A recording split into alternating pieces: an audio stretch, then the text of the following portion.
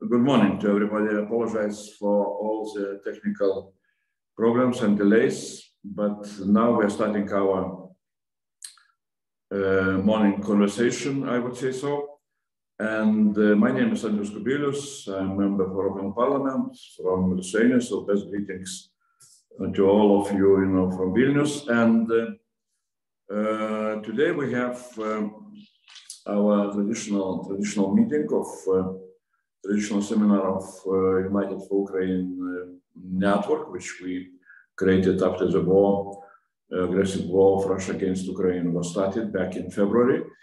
Our initiative was to bring all the different parliamentarians from European Parliament, from European member states, from all the world, including from Ukraine, together in the network, which would try to push forward Ukrainian agenda in the Western capitals.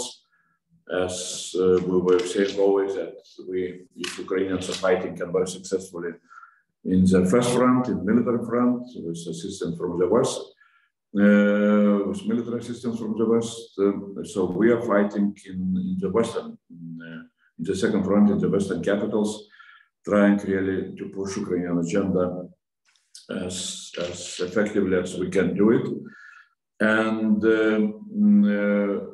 today we have a very special topic of our conversation devoted to Ukrainian integration towards EU, which always was one of the major geopolitical priorities, both for Ukraine and for those who are supporting Ukraine in different parliaments, especially of the European Union, in the European Parliament. And today's conversation we want to devote to recent statement, recent speech made by German Chancellor Olaf Scholz. It was made on 29th of August in Prague, so-called Karl University. Really very important, very interesting speech, which I think that it received too little of attention, maybe because that was the last days of summer. But the speech, which was called Europe is our future, and which was devoted really to very important developments in Europe, including enlargement and the reforms which are needed for enlargement, really, I think is very important. And the words which Chancellor have said in Prague, I think is really remarkable, especially if we are looking back to the previous position of German governments, the previous governments, because I never have heard from anybody before Chancellor spoke such words. I am quoting the words of Chancellor from his speech. Firstly, I am committed to the enlargement of the European Union to include the countries of Western Balkans and Ukraine and Moldova, and down the line also Georgia. So those words are really very different from the previous positions when about enlargement towards Ukraine, especially towards Ukraine, was nobody was from big leaders of Europe. Nobody was brave enough to speak in such a way. So that's why we really picked this speech and this topic, of German position towards enlargement, position of this government towards enlargement, as really very important and very interesting for all of us. Especially that after the speech of Olaf Scholz, we had a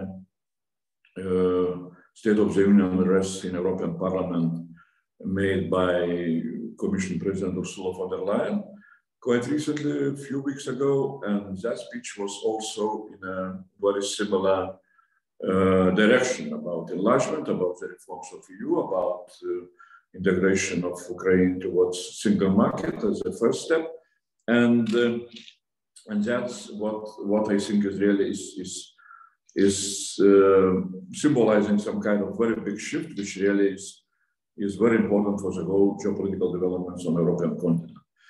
And I will stop here. It's a pleasure that we have today some very important speakers from Germany. And first of all, I would like to invite Dr. Nils Schmid, who is very well known as representative or spokesman on foreign affairs in SPD group in Bundestag. And really,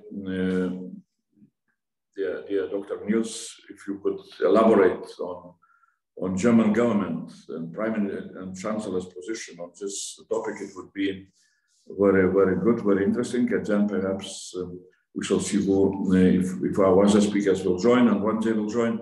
But then we shall have possibility really to have questions and answers, questions should be put on our chat. So now I would like to give the floor to Nils Schmid, please. Yeah, thanks a lot, Andrius, for taking the initiative to have this conversation this morning. I'm very pleased to be part of this debate. First of all, let me excuse my dear friend and colleague Michael Roth, the chairman of the Foreign Affairs Committee in the German Bundestag, who wanted to join us, but he's on leave, and so for some weeks, and so unfortunately he's not able to participate. You rightly pointed out that Chancellor Scholz's Prague speech was very particular in several aspects. It is a departure from what previous governments, German governments, did or didn't do. So for the first time for many years, a chancellor held a speech, a foundational speech on Europe. So it was a sort of response to Macron's Sorbonne speech.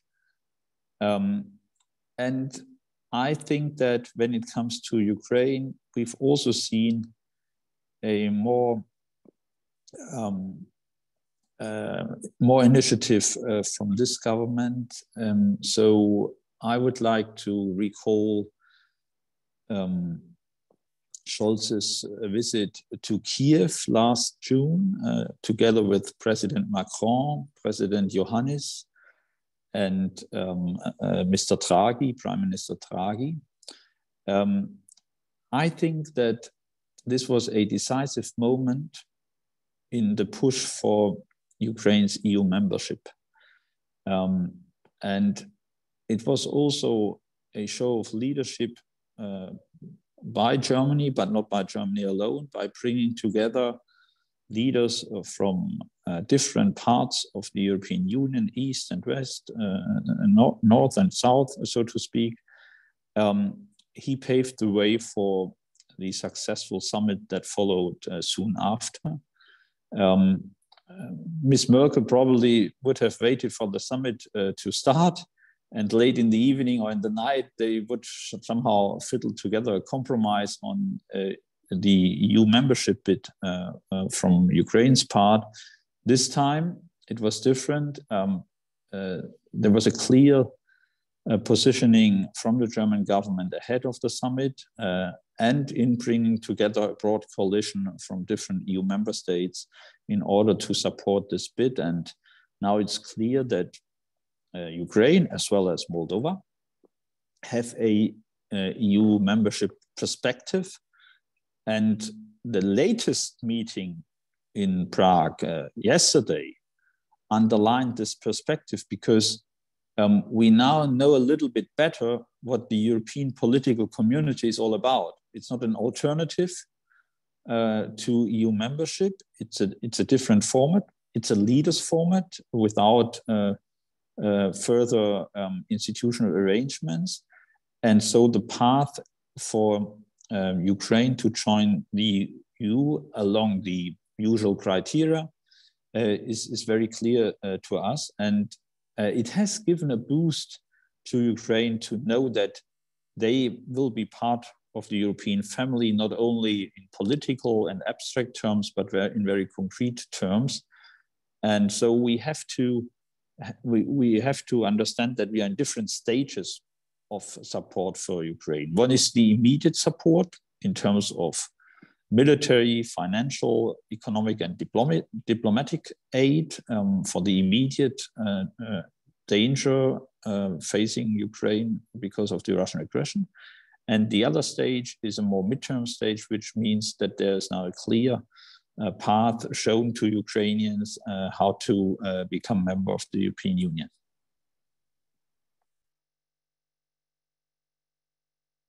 That's really very important what you have said, and really I think that this is something what I was not expecting to happen, since I am really following, and we're trying to do our best, to support Ukraine, and always we're very much in pushing for enlargement, much more clear, and always we have seen, some kind of really unhappy faces of us. We saw quite a different approach to Western Balkans and to Ukraine and Georgia and Moldova from the leaders of EU. So the voice really changing a lot, and that is what the Chancellor have said. Really is something very important. I don't know how much is that. My first question is. Do you see that this is, some kind of effort by this government of Chancellor Scholz, really to bring this policy, to be implemented by I mean, how much it was consulted by Chancellor, if with other leaders of EU? I mean, how much such a policy can be supported by, for example, by President Macron. I said, that we were really very positively surprised by Commission President Ursula von der Leyen, which spoke very similar lines.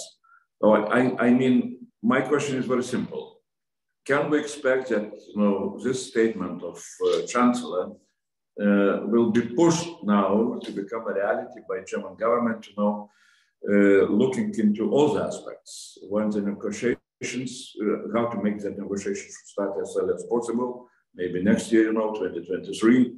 What about the reforms of EU, how do you see, because Chancellor spoke quite much about that, which is obviously needed in order for enlarged EU, to be ready for all effective decision-making processes in such a large EU, and so on and so on. So how do you see next steps? Yeah, so of course, there have been close consultations going on with EU partners, especially with France, but that will not be sufficient. We need all partners to bring about this new round of EU enlargement.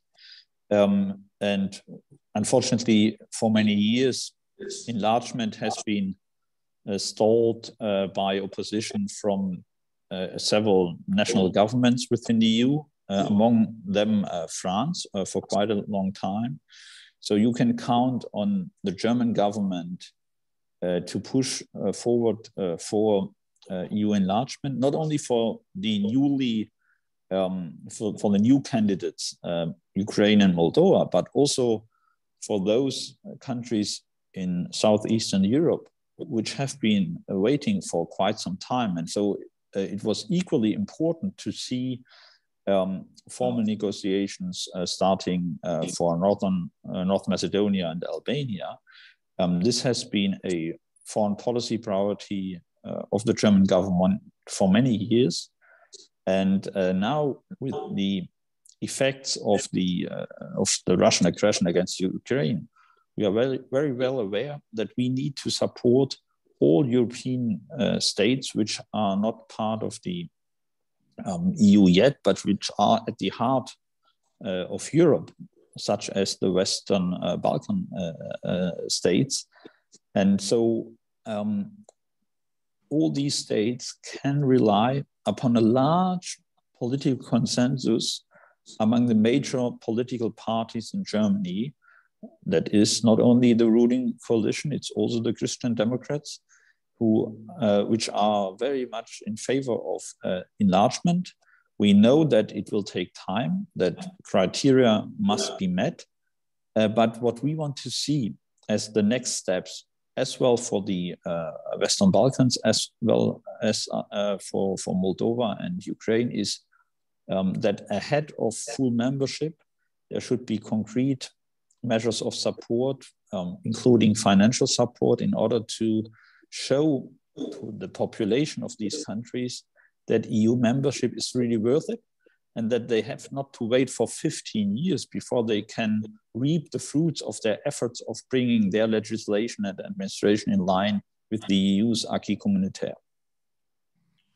Well, that's exactly, why I would like to ask the question, which perhaps, unfortunately today is quite a difficult day for us with the seminar, because our another, speaker, Gerald Knaus, whom we invited, Gerald Knaus from European Stability Initiative, whom we know as really quite an outspoken expert on so-called, integration, first of all, into single market. He is, for time being, not able to join because of bad connection.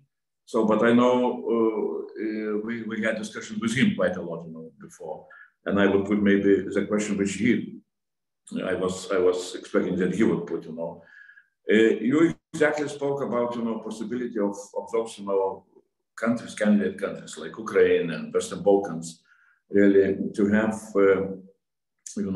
to see the benefits of integration earlier than everything else will be, finalized.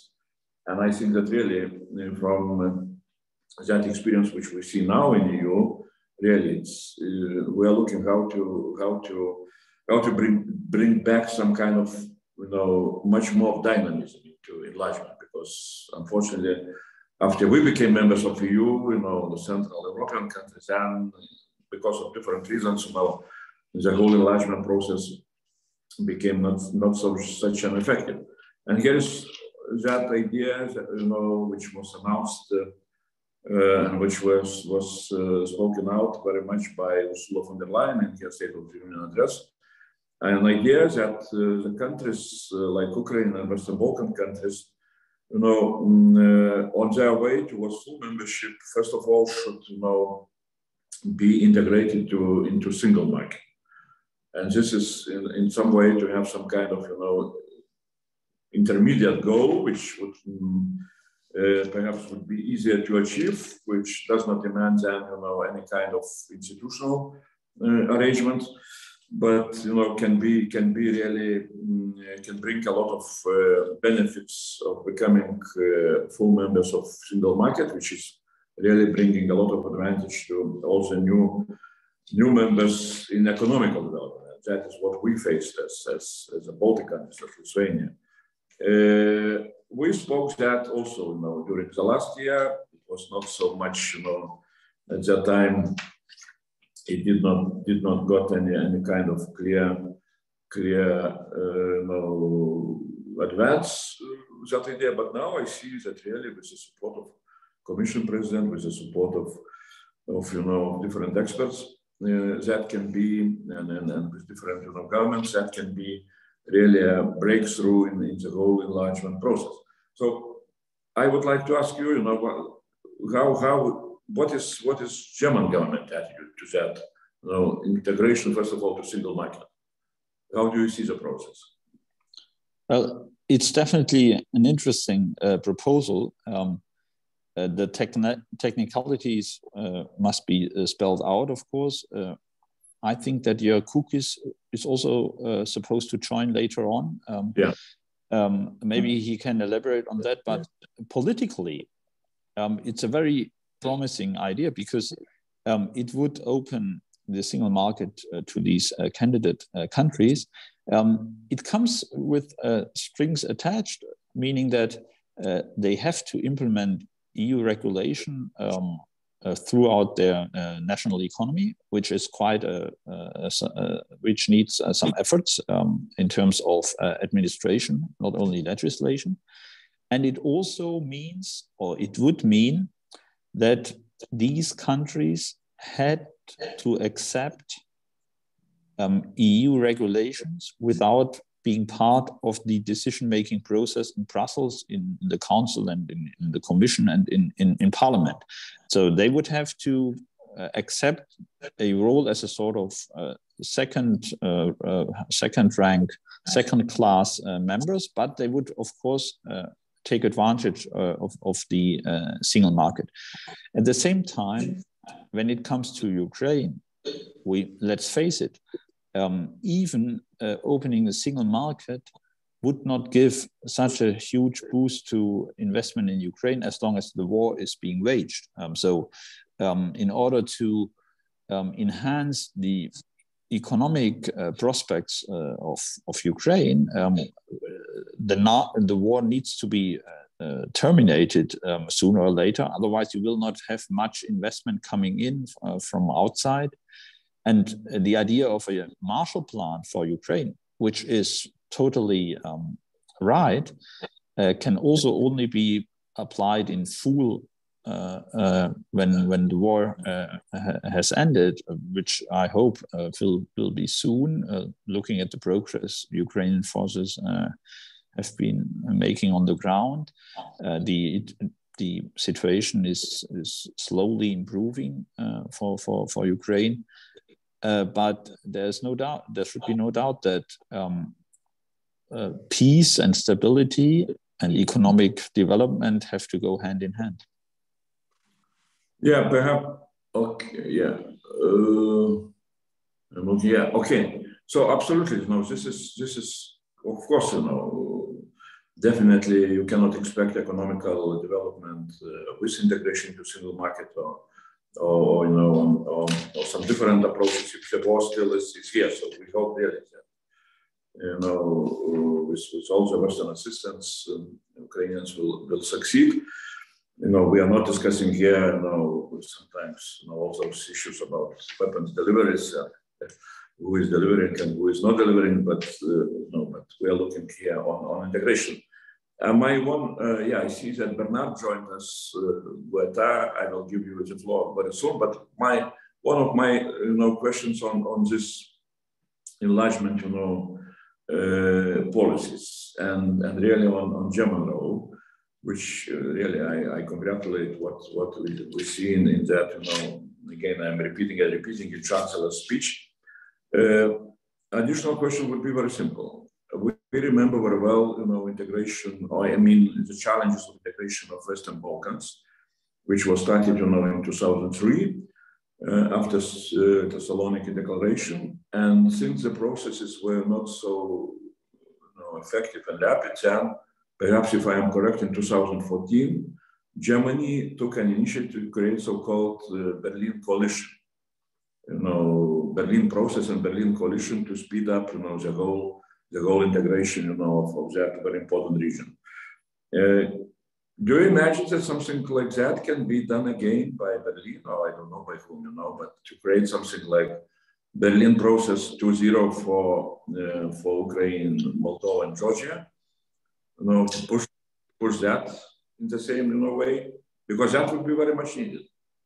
Well, first of all, the Chancellor has already announced another version, a new version of the Berlin process for the Western Balkans. So there will be a Berlin process 2.0 started, I think, in November officially, which shows that there is a strong commitment by this Chancellor for the Western Balkans.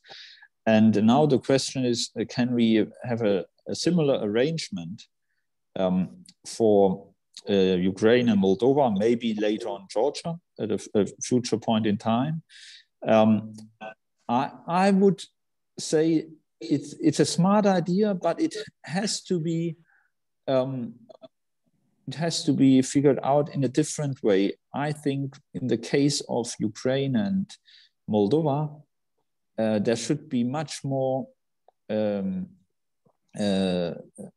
intake and initiative from other EU member states like Poland or Romania or the Baltic states. I think we need a different configuration.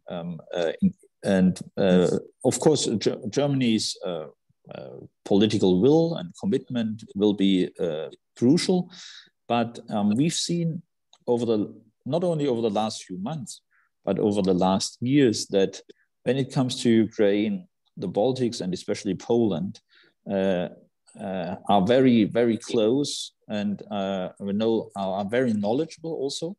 So I think that the idea in general is right, but the implementation should differ from what the Berlin process was. Okay, so now I will try to introduce, I'm happy to introduce Bernard Guetta, who is a member of the European Parliament from France, from Paris, from now in the European Parliament in the Renew Group, which is close to President Macron. So, and really, we always are very close to with Bernard on all the different ideas on Russia, on integration. So Bernard, please unmute yourself. Okay. Thank you. Thank you, everybody, and good morning to everybody. I have such a question. Let's imagine that the European political community really becomes a common market, which is possible and certainly wishable also.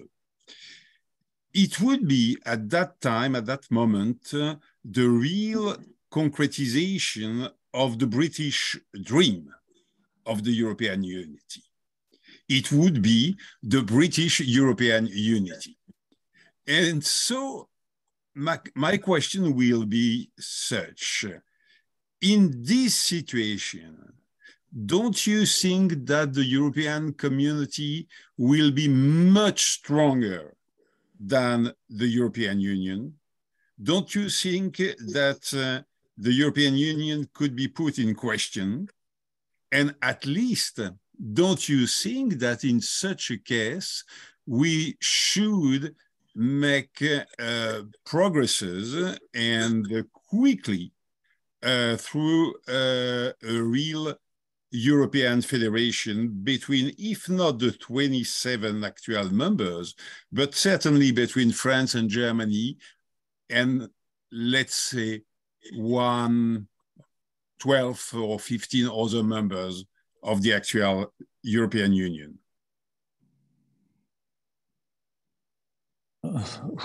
This is a very speculative question.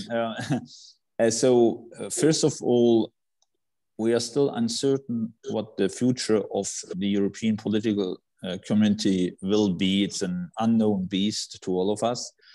For the time being, it seems that the ambition level is rather low. So what I took away from the first meeting in Prague yesterday is that there will be no new institutional arrangements. It will be a leaders format, so no bureaucracy behind, and a very, very open format, which will not compete with any existing European institution like the Council of Europe or the European Union. So it's rather unlikely that it will it will evolve into a sort of large single market. And I do not see this happening. I think that integration in the single market will occur along the usual line of becoming a full EU member. And I think this should be the pathway to the single market. But you're touching upon a very important point for the EU itself, that is the need for institutional reform, which has been an open question for many years now. And I think that this lack of reform should not prevent us from continuing to enlarge the EU, but there will be a need to reconfigure the number of commissioners, the voting system within the council and stuff like that sooner or later. And at that point, the idea of different circles, concentric circles, will appear again. Mm-hmm. And I think we should have a pragmatic approach towards it. In fact, we have already some circles of differentiated integration with the Schengen space, with the Eurozone. In terms of security policy, there has been a coming closer over the war in Ukraine. But still, we have already put this in place. So I think this will continue and needs to be continued. A federation is a very tricky thing. Germans like it because we are used to live in a federation. If federation is just a catchword for deepening integration, okay, that might happen. But I do not see any relevant number of EU member states being ready and willing to join a real federation. I think that national sovereignty is an issue for many of our member states, and except maybe for Belgium, there's no obvious candidate. So I think the debate about federation could also be misleading and leads us into certain impasses in terms of policy debate among our partners in Europe. So yes, to deepening integration, but abstract debates about European federation, although Germans like it, I think they won't be advanced and put forward by Chancellor Scholz or this government anytime soon. Well, yeah, time is running. Thanks a lot, Niels, very much. I would say that even I am, as Lithuanian, I would not be so much against this, very broad terminology of federalization. What does it mean? But I think that really what we see from this, I'm always repeating that, Jean Monnet was absolutely right when he said that Europe will be created during the crisis.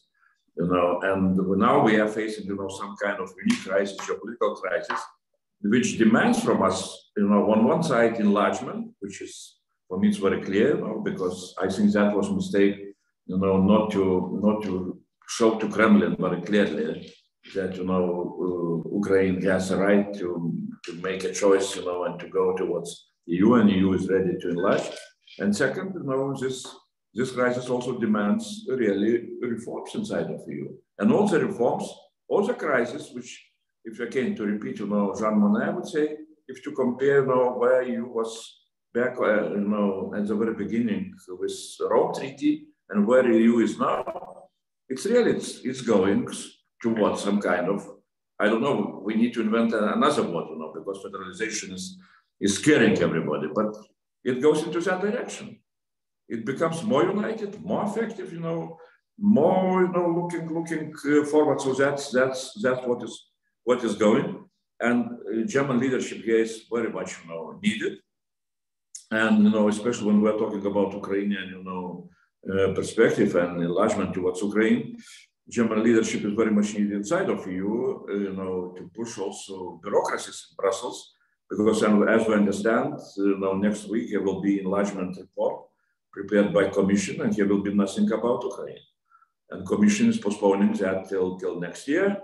So, if that will go in such a slow way, so I'm afraid that we shall come back to some kind of, Western Balkan style of enlargement, not Central Europe, experience. So that's what we need to overcome.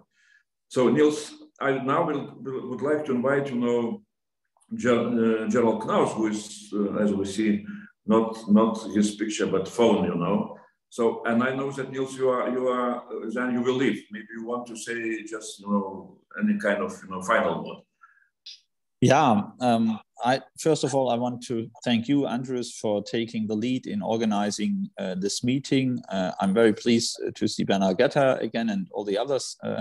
And I hope that we can work together to bring Ukraine, especially Ukraine, closer to the European Union. This will be hard work. let's take note that the most of the work is already being done by the Ukrainians themselves, by their brave war against Russian aggression and their efforts to defend their national sovereignty. But we have also to continue to contribute in very concrete terms, but also in giving a clear perspective to Ukrainians. From the German side, I think you see broad political support, not only from my party and from this coalition. You can count on us. And yeah, thanks for having me. And I wish you a good continuation with Gerhard Knaus, and hopefully Jörg Kukis will join also very soon. Have a nice day. All the best. Thanks. Thanks a lot, Niels. Thanks a lot. So now I'm turning to to Gerald Knaus, who is, now is looking like simply like a phone. And we know Gerald, for quite a long time. He is really very well-known, expert from European Stability Initiative. And he is really very prominent, especially in pushing forward, enlargement towards Western Balkans and to Ukraine and other, Eastern Partnership countries, and especially very prominent promoter of integration, first of all, to single market. Joel, please, if your connection is good enough, please take the floor. Well, thanks a lot, Andrius. Thanks a lot to all of you for this opportunity. I want to apologize. I'm in a hotel in Paris and the internet didn't work. So I tried to dial in, but I will try it like this. I hope the connection is good and you hear me well. Absolutely, perfect. Fantastic. Well, let me perhaps try to sketch just for a second the bigger context. What we are talking about, if we are serious, and I think everyone in this meeting is serious, if we are serious and we talk about the membership of Ukraine in the European Union, and I mean the full membership, then this is a momentous, a historic, an enormous shift in European history. And I think it should be clear to everyone that such a shift always happens only with a lot of fighting, with a lot of resistance, with a lot of doubt, and with a lot of ingenuity, with a lot of thinking. We have seen how Ukrainian diplomacy and Ukrainian advocacy has secured something many in some countries thought not possible, candidate status. But as somebody who has been following the accession process in the Western Balkans for more than 25 years, I know that getting candidate status in many ways is not even the beginning of the beginning. Because North Macedonia became a candidate, as you all know, in 2005 and has not opened a single chapter. And Montenegro became a candidate in 2010, has opened every chapter, and yet nobody in Berlin or Paris or Brussels can say that Montenegro will join the Union in 3, 4, 5 years. There is no promise, no guarantee, no date in any document. So being a candidate is the beginning of the beginning at best. But here is the problem. And now I come to this concrete, the next few months and the decisions that I think Ukrainians and friends of Ukraine, but actually everyone who cares about a strong European Union, might consider. There are moments in European history when really big changes are possible. And if we look back the last 30 years, I want to highlight two moments that are relevant for today. And they were both linked to the end of a war. The end of the Cold War opened the door for the Union to go from 12, as we know, to 15. Sweden, Finland, Austria. And I remind you that in 1989, 1990, the Union was not ready to accept them. It was basically, in the vision of some, a West European Union. There was doubt about Finland, Sweden, and Austria in the European Economic Community. But in 1990, the decision was made that they should be brought in, but it was done in two stages. First, they would fully join the single market, including the 4 freedoms. Fully, not come close, not partially, but fully. And then everybody knew it would be a pure political decision because they fulfill all the criteria. When the union is ready to say, if you want to, you can become a full member. And of course, we know that this is what happened. So this was the Swedish, Finnish, Austrian route to membership after the Cold War. Then very little happened for many, many years. The next big turning point was after the Kosovo War. Of course, the real turning point for the Big Bang enlargement was the Helsinki summit, when the union decided to open talks with 12 countries. It was the shock of the Kosovo War that led many, Chancellor Schröder, Tony Blair, the French president, to say, let's finally enlarge to create peace in Europe. And what a good decision that was. But since then, with the exception of Croatia, everybody else got stuck. So 2023, 2022 and 2023, the next 12 months, should be like either 1990 or 1999. Assuming the end of the war, hopefully, there will be another moment. So the big question now is, which decision, how to lock in for Ukraine a decision that will work in the next few months? The goal is clear, it's accession. The goal for Sweden, the goal for Romania in 1990 and 1999. But the real question is, how do you get there?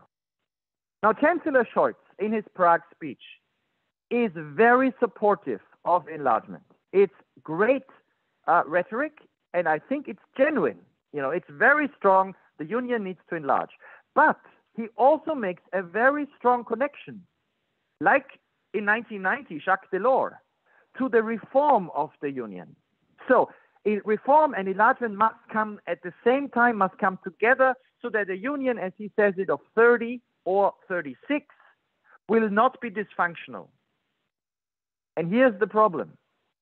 Because we know that at the moment there is no consensus in the union how to reform. We also have seen that treaty changes are very difficult. But even giving up power by changing the veto, which many of us will think is a good idea, there is no guarantee that this will happen in 3, 4, 5, or 8 years. We don't know. What does that then mean for Ukraine? I think the Ukrainians are right to demand that their accession should depend on their own efforts, not on the inability of the EU to reform.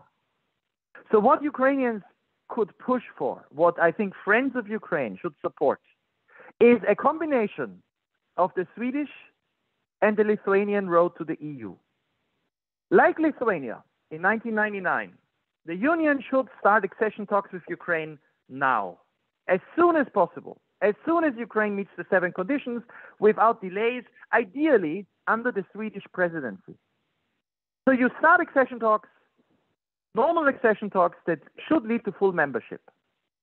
But we know, and Chancellor Scholz reminded us, that there are many in the EU that say a union needs to first be reformed. So the second thing the Ukrainians should ask for, is what Sweden, Norway, Finland, and Austria got.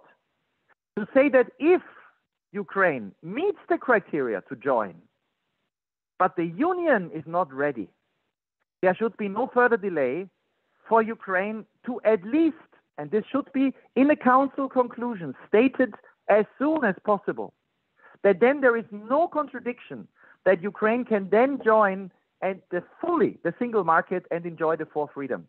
Now, why is it so important to make this commitment now? Because this would send a powerful signal to the people of Ukraine, to the reformers in Ukraine, but also, very importantly, to any business in Europe that is needed to rebuild Ukraine after the war, when there will be massive needs for private as well as public investment, that within a few years, independent of any veto over EU reform, Ukraine will join the single market. This is not a parallel process. And let me stress one more important thing, that this assessing that Ukraine is ready to join the single market and enjoy the 4 freedoms should be linked to the assessments of the Commission only. So if the Commission says, which it will in every progress report every year, if the Commission finds in its objective way, that Ukraine meets the criteria, and then member states say, yes, but we are not ready to join, that then Ukraine should know, and every outsider should know, it could join the single market for sure, not as an end point, but like for Sweden, Finland, and Austria, to then be ready at any moment, quickly, to join the Union as a full member. And this will help the reforms that Chancellor Scholz and President Macron want as well. Because once there is an important country on the doorsteps, and it is clear that accession is a real prospect, the pressure to negotiate and agree on reforms will increase immensely. Then it becomes easier to reform the EU. So, to conclude, after the end of the Cold War, we had a historic moment in 1990. It led to a few countries join, which before was not certain. After the end of the Kosovo War, we had another historic moment in 1999. It led to the biggest enlargement in EU history, which was a great success. After and as soon as we are contemplating the future post this war, which Ukraine, with our help, has to win, we will need to have similarly bold decisions and combine the Swedish promise that it depends on Ukraine to join the single market, and this can happen soon, with the Lithuanian, Romanian, Bulgarian, Slovak promise from 1999, that this is a process that should lead to full accession. But lock it in a council declaration as soon as possible, so that that historic moment when a window is open is not wasted. Gerald, yeah, thanks a lot. Thanks a lot for your really very convincing argument about, the need to move forward. My question would be, very simple. Not simple, but in content, but simple in the language. How we can proceed? You mentioned, really Swedish presidency, which we would really hope that they will be able to push forward, some of those big steps forward. Second, really, I would remind everybody. I don't know if we listen very carefully to Josep Borrell, what he said recently, perhaps on Wednesday, in European Parliament during our plenary session, the topic on Russia and Ukraine. What we discussed, Josep Borrell said very prominent and very open words that, since, Europe managed to diminish very much, of its dependency on Russian gas, going down from 41%, before the war, now to 7.5% only. It changes the whole geopolitical, possibilities of Europe to become much more effective in its policies towards Russia and towards Ukraine. I am, quoting from my memory, Josep Borrell, but he said in a very simple way: Europe had no clear policy towards Russia because it was too dependent on gas. Now things are changing. And because of, no policy towards Russia, also there was no clear policy on Ukraine. So from that point of view, I see really that political will in some way is starting to come, from political leadership of EU in the same direction. What was spoken by Olaf Scholz, what was spoken by Ursula von der Leyen, and now recently Josep Borrell. Everybody speaks about more ambitious, policies towards Ukraine, positive policies of integration and so on, which will have really also big impacts on Russia, Russian developments without Putin, I hope without Putin. So political leadership is here with their views, but bureaucracy of EU, as we see, they are, as always, we complain that they are much slower than, political will and political leadership is trying to achieve. There is no report on enlargement, report only next year, and so on and so on. So it's really, there are doubts if negotiations can be started, if bureaucracy will win. There are doubts if negotiations can be started early in 2023, maybe only in 2024. So time is running. This political mobilization on EU side can start also to erode. So you know very well, Gerald, we know you, as really a big expert, and you know how to advocate and how to push some things. What would be your advice? How we can get, to this, what you called council conclusions, how to overcome this, slowness of bureaucracy and so on and so on. What would be your very practical advice? Because we consider ourselves like a, advocacy group of Ukrainian issues. Yes. Well, let me answer with, let me make 3 points on this. I think the first point is to remember the basic secret for the amazing success of European integration since the coal and steel community and the Treaty of Rome, which is that it is based on interests and virtuous circles. So interests, and it was always also economic interests, create virtuous circles that tie countries together. Now think of Ukraine like this. Ukraine wins the war, but it will be a country of hundreds of billions of euros of damage, but also a country of massive potential.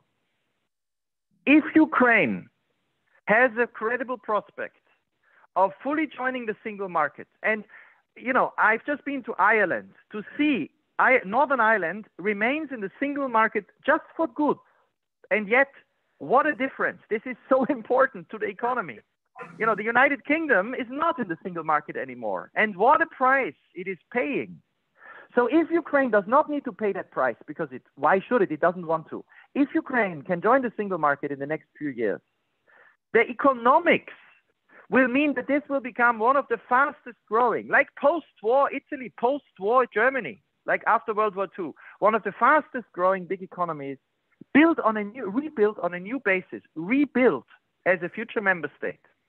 Now, economically, agriculturally, in terms of resources, Ukraine could easily become an economy that is as attractive to investors from Western Europe, from the European Union today, as Poland and Lithuania and Czech Republic and other countries that were great success stories.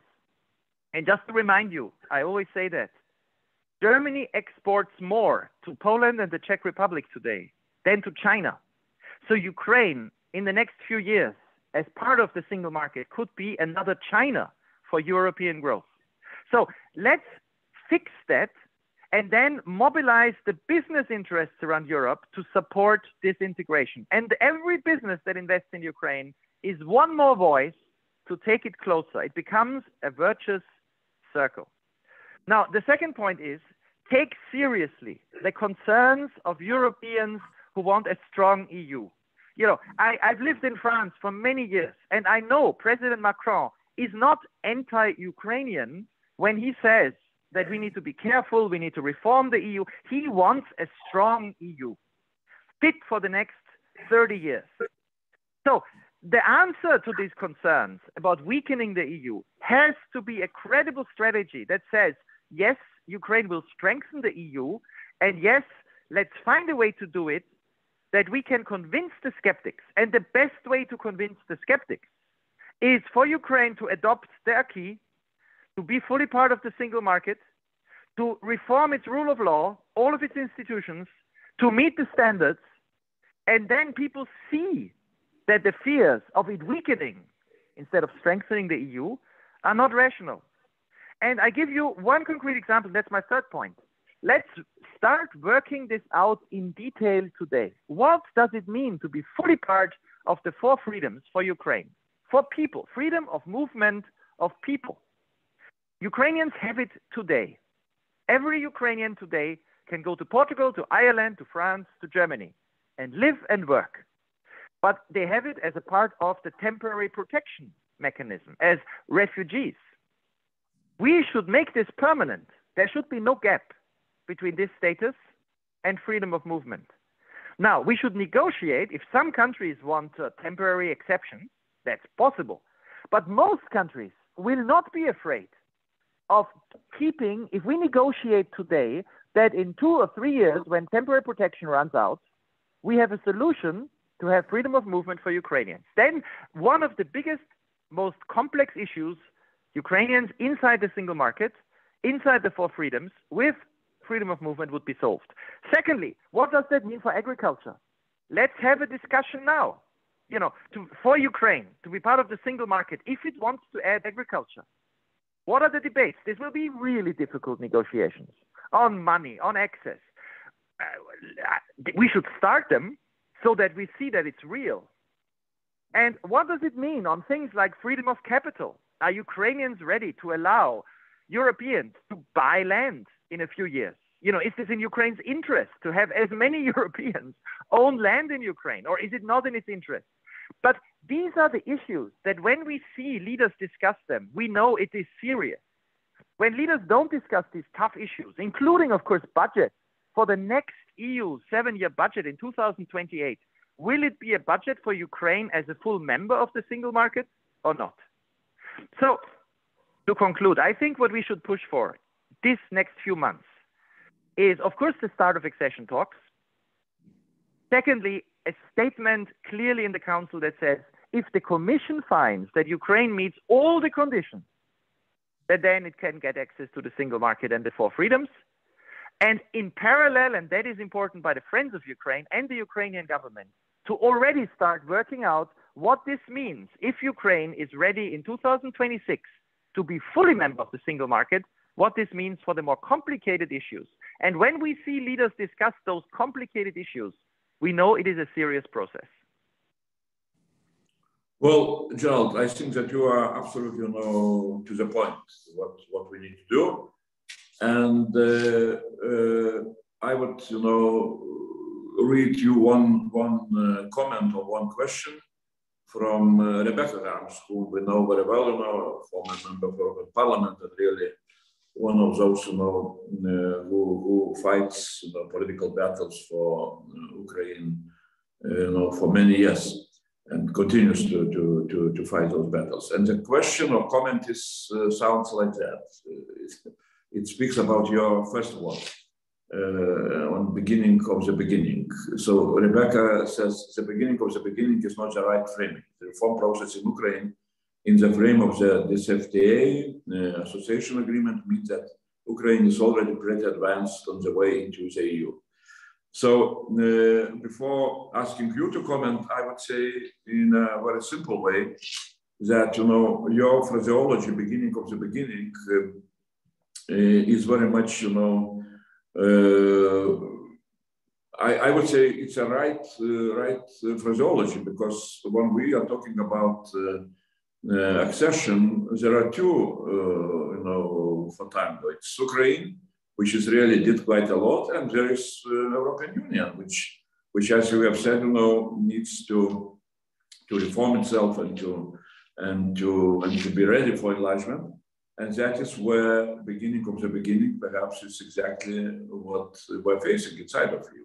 But yeah, please, Gerald, floor is yours on this comment. Yes, well, I think it's an important reminder by Rebecca that Ukraine has, of course, done a lot of reforms already, and it has already a structured relationship. But let's be very, very clear. That agreement, it says that a lot of things are possible. It does not say that they will happen for sure. I mean, freedom of movement of people is the easiest. If you look in the association agreement, what it says on freedom of movement of people, it talks about visa liberalization, right? So, I mean, it's a very good, ambitious agreement that has guided reforms. But what we need now, and that's why it should be possible to do that now, is to just take a second step and say, if Ukraine now meets the conditions through reforms in all the chapters you need to join the EU, and the EU is not ready, then the EU makes the commitment today, not just the Ukrainians to reform, but the EU makes the commitment today that it will then offer Ukraine full access with the 4 freedoms in the way Norwegians and Icelanders enjoy already, and including even sectors like agriculture, if Ukraine is interested and the EU is ready, which Norway does not have. So the association agreement is not about full integration into the single market. It is about closer to the single market. It is about, it is about access to the single market. But what I'm talking about is being in the single market, which, for example, involves that Ukrainian courts can go directly to the European Court of Justice. It will involve institutionally that the Commission will enforce competition law. You know, we are talking about real integration as a last final step before fully joining. And this is something different. It's much more ambitious, and all you need to do is talk with European leaders. Are we ready to give Ukraine the kind of financial support that Romania received, Lithuania received, Slovakia received, to fully meet the conditions for the single market? This involves environmental investments. This involves a lot of building up of institutions of a seriousness which the association agreement did not have. So I think we should combine what has been achieved with an ambitious goal. And those who negotiated this, I've just talked to people who negotiated this for Sweden, the entry into the single market and the European Economic Area at that time. And, you know, these were tough negotiations. But I think in this case, since we already agreed on the goal, full membership, how could anybody in the EU say that the single market, which is a step towards full membership, is too ambitious? So how can anybody say this cannot be done because we need to change EU institutions first? We don't. So this is something that there is no real reason, even for those who are more reluctant, to not immediately say, let's make this a goal for the next, and I'm talking the next 4 years. I'm not talking about a decade. Well, yeah, thanks a lot. Really, I think that we shall, continue, those discussions, and we shall make them much more intensive, because time is very crucial, and your arguments are very, very good and very precise. Now, we are supposed to have also Dr. Jörg Kukis, State Secretary at the German Chancellor, very well-known advisor to the Chancellor. As I am just now it's not very clear if Mr. Kukis is able to join. My advice is that, if you are on the line, that you need to press join with audio, as my assistants are sending me a message. Or now it's not very clear if Jörg Kukis is really with us. So we are waiting for him, but if not, then definitely we can have a few minutes to discuss among ourselves our next steps. And we are, I see your Kukis is connecting to audio. Maybe we shall have. So definitely, the topic which we are discussing today is one of those topics which we are discussing very much in United for Ukraine network, with all the members, with different members from different parliaments, and also with experts. This is one of the topics which we are going to discuss also in our forthcoming advocacy trips to Paris, with what we are planning, also to Rome. And perhaps that's an idea which we shall discuss in our steering committee. We need to come when Sweden will have the new government, to go to Sweden as quickly as possible, to speak with them on their president's agenda. And like Gerald he has advised really to look into the possibility to have clear council conclusions on exactly that language which Gerald proposed. So besides that, of course, we have all other topics very important, what we are always discussing, like weapons, like financial support, where EU needs to raise its targets higher. Now we are behind United States, so and we need to do our job. Also, of course, reconstruction is also our topic, and we shall discuss that during our trip to Kiev, what we are planning. Now I am looking if Dr. Kukis is able to join us.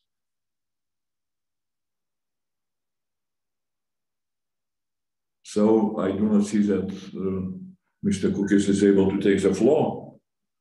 So then, really, unfortunately, maybe we shall find another possibilities to talk with German government and German politicians on next steps of our agenda, especially on what we were talking on enlargement, because that is, I think, one of the crucial things which at least, what I'm always saying, that we need to learn the lessons from this geopolitical crisis.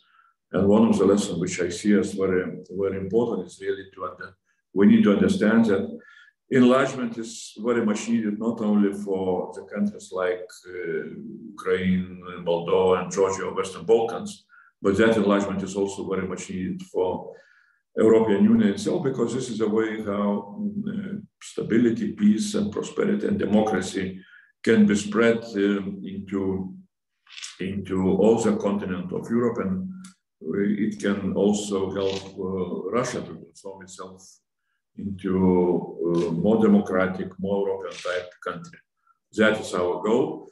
That is our vision. That is what we're trying to do, and we see really good progress achieved, first of all by Ukrainians, by their successes, which also pushes us, European Union, to be much more ambitious with our geopolitical agenda. So I would like to thank everybody for this conversation, especially our German friends, and I would like to wish all the success. And I would like really to see that we shall be able really to proceed with that more ambitious geopolitical agenda,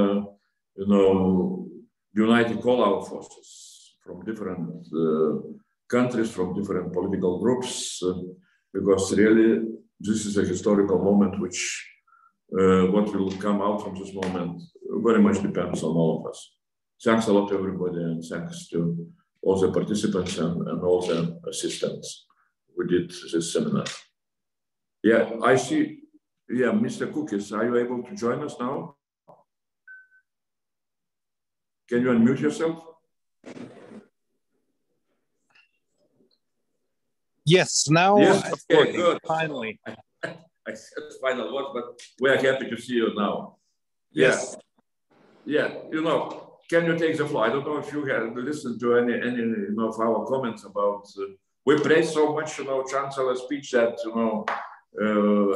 in Prague that really, I will not repeat all those praises now, but our question, of course, is how you see, the next steps, how that speech and this promise for, enlargement and reforms inside of EU, how that can be, pushed forward in the near future. Yes, can you hear me? Yes, absolutely. Okay, perfect. And apologies because I'm accompanying the Chancellor here in Prague at the yesterday at the EPC and today at the European Council. So of course, the Ukraine topic is very much top of mind here. All of the questions regarding Russia's war of aggression, continuing to support Ukraine, and of course, dealing with how Russia is using energy and specifically gas as a weapon is a huge topic here. And yesterday, one of the points, of course, that President Zelensky made in his speech is how we go about the next steps after the candidacy status, of course, was one that was discussed all day long. On the other side, of course, we have this question very much top of mind at the conference that President von der Leyen is hosting together with Olaf Scholz in his capacity as Chancellor, but also as the President of the G7. So we have a very large forum there that will discuss on the one side the reconstruction, but of course what role the EU candidacy status can play in terms of supporting the reform program, supporting Ukraine financially, and with a lot of the help on reforms. So that is really going to catalyze the process and lead to more and more discussions of very concrete nature. We are planning to hold this conference at a very senior level. So the fact that Olaf Scholz and President von der Leyen are doing this together and inviting a large group, the Ukrainian Prime Minister will be there. I had a chance to speak with him yesterday. The Finance Minister will be there, so it'll be a very good forum to discuss and make plans for exactly how the reconstruction process will be combined with the candidacy status of Ukraine in the EU. Well, definitely, thanks a lot, Mr. Kukis. Apologies.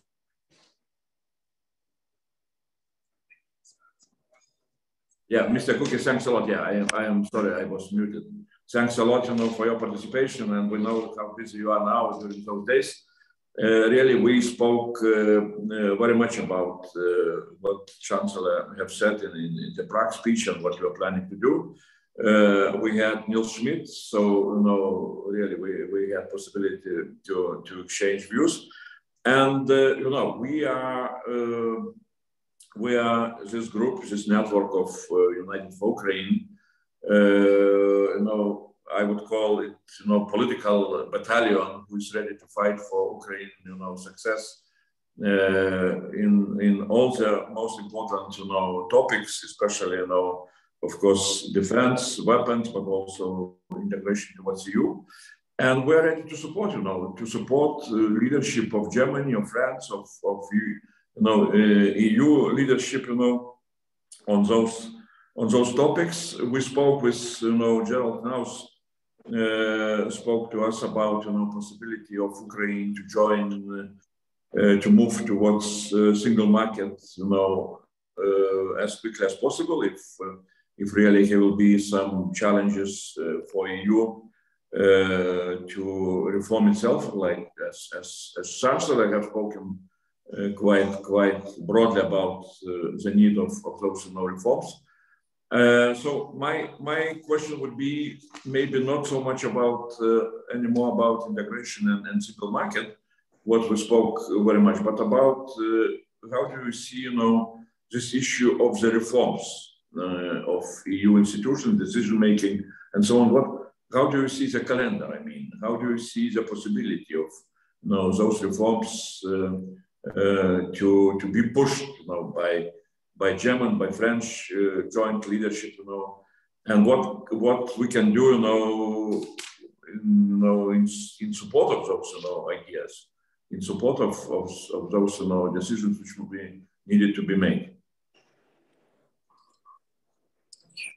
Yes, so I think the process has pretty clear guidelines now. I mean, I had the honor of being in Kiev the day where President Macron, Draghi, Johannes, and Chancellor Scholz made the announcement of supporting the candidacy status in Kiev together with President Zelensky.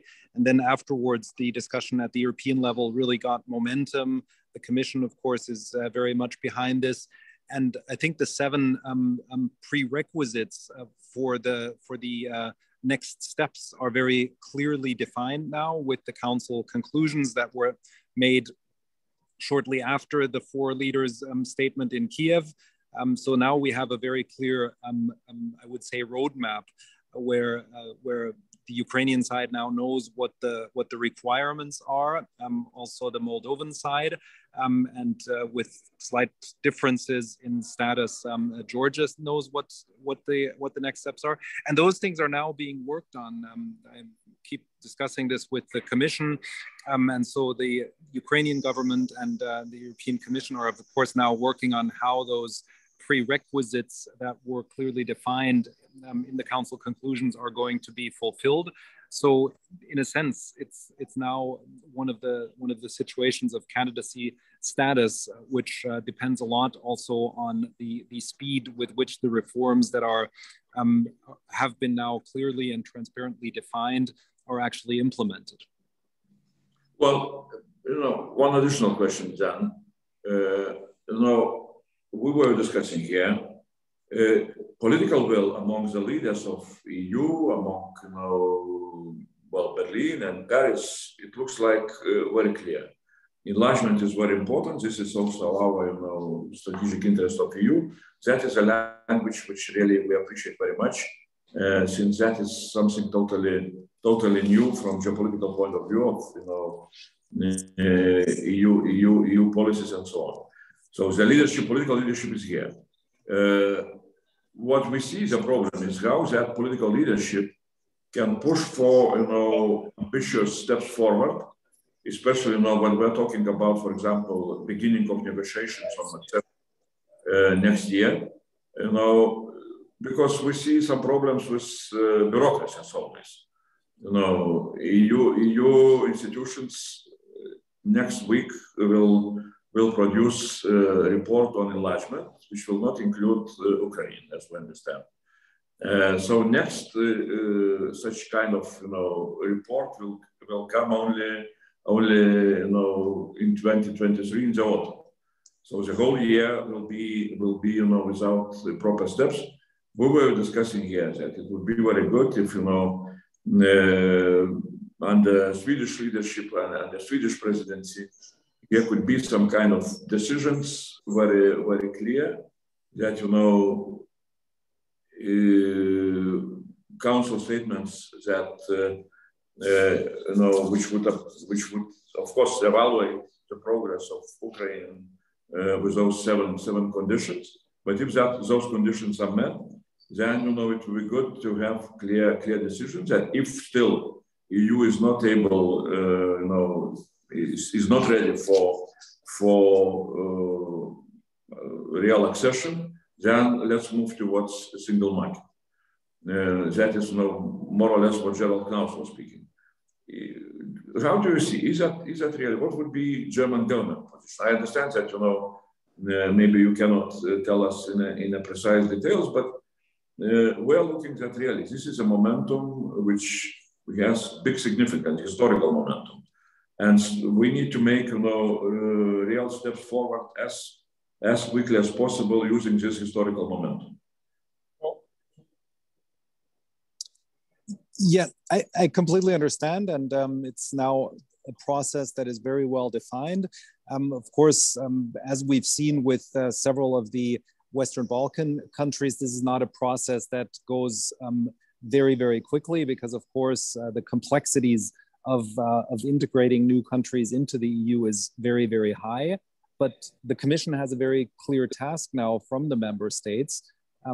But of course, as you pointed out or alluded to in your question, of course, we also have to respect the fact that the Commission is having accession negotiations with several of the Western Balkan countries. And of course, I mean, that was one of the themes yesterday, that of course the process of enlarging the EU on the one side has to be one done in unity. So of course, there's a lot of questions on the Western Balkans. Why have we been waiting for so many years, some even decades?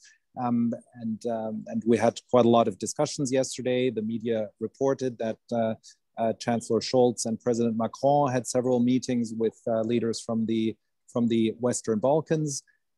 So that, of course, also has to be integrated. And one of the things that's also a part of the Prague speech that we're discussing today of Chancellor Olaf Scholz, from our perspective, we also have to think about an enlarged EU and its governance mechanisms and the need to do institutional reform of the EU. We've seen in many, many examples, specifically with regard to sanctions against Russia, that individual member states have used their veto power to delay the implementation, to weaken the implementation of sanctions against Russia. And of course, in terms of the governance design of an enlarged EU, that is also something that has to be taken into account. So those are very, very complex questions that can't be resolved within a few months. So I think that's something that always has to be taken into into the deliberation here. But as I said, Germany is very supportive of this process, and we are very much looking forward to having this discussion and assisting to the extent we can. But of course, the Commission is in the lead now. They have a clear mandate from the 27 leaders on candidacy status of Ukraine and Moldova. And now in the discussion between Commission and the Ukrainian government, the implementation of the reform steps is really the key driver of next steps. Okay, well, thanks a lot, Mr. Kukis, for your presence, and thanks a lot to everybody. Just two last maybe comments. I see Mr. Mingarelli, maybe that is former EU ambassador to Ukraine, made a comment that Ukraine can join the single market if it implements this FTA. No need for new political discussion and decisions on this issue. That's positive news, positive comment. But if I am correct, I don't want to raise again the discussion. Joel Knaus was speaking in a little bit different way, but that's, it means that simply we need to have more discussions about, this possibility of integration towards single market as soon as possible. And so there are several other comments, but I will not be able now to go into those discussions because our time is running out. I would like to thank, first of all, our speakers, Mr. Kukis, Mr. Knaus, and of course, again, Neil Schmidt, who left our conversation. I think that it was really very good conversation. And again, while we have Mr. Kukis, I would say, if you can send best regards to Chancellor Scholz, that we are really supporting his policies on enlargement, especially. Maybe we have some differences on, some other issues like, armaments and so on, but this is not that topic. And I would say that, really, we would like to see that both, Mr. Scholz, Mr. Macron will not hesitate to take leadership. We're ready to support that leadership, on those issues. And let's, keep in touch. Let's have possibilities, new possibilities. We are looking for new possibilities to discuss some of those issues. And let's look with some kind of optimism that really this war is as a geopolitical crisis is bringing, as always, some new momentum, some new ambitions for EU to become geopolitically stronger. That is what we can take as our possibilities, and let's do all our job in order to use those possibilities. Thanks a lot again to everybody, and good luck to everybody.